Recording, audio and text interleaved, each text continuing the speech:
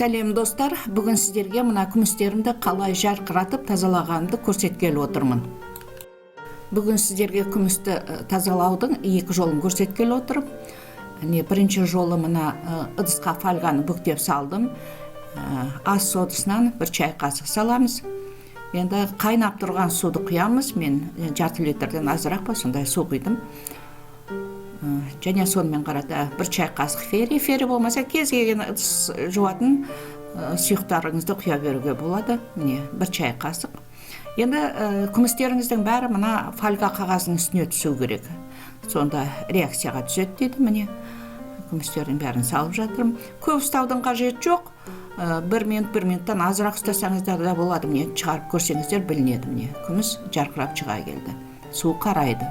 Енді шыққан тазалағын алған күмістеріңізді таза суға салып, шайқау аластарда жақсылап жұмсақ орамалмен сүртесіздер.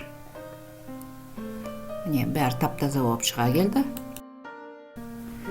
Мына тәсілге күміс емес заттарыңызды салмай-ақ қойыңыздар. Мен бір сақинамды күміс екен деп салсам, сырты күміс сияқты болып тұрғанға күміс емес болып шықты. Міне мына сақинам сыртының бәрі түсіп қалды. Қарайған ба сап-сары болып шыға келді. Сондықтан күміс емес сақиналарын салмаңыздар.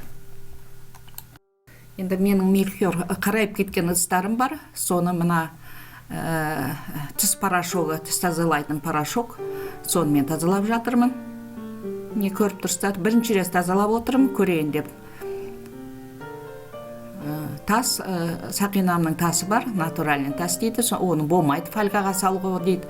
Сондықтан мен мына тіс порошогымен тазалап жатырмын. Алтынды да осы, алтын сақиналарыңызда осылай тазалауға болады екен. Енді мен алтында дәл тазалаған емеспін. Бірінші рет немен тазалап жатырмын, күмістерді порошокпен, тіс порошогымен. Енді жақсылап жуып шайқағаннан кейін міне ыдыстарым бәрі жарқырап шыға келді. Қазір жақсылап шайқағаннан кейін жұмсақ орамалмен бәрін сүртіп тазалап қоямыз міне.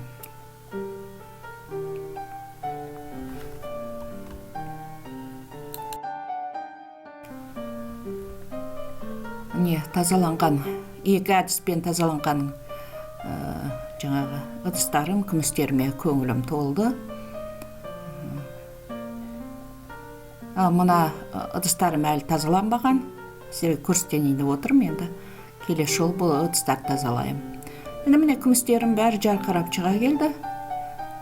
Сіздер де осылай тазалаңыздар, әдістеріңізді бөлісіңіздер. Мені каналыма жазылыңыздар.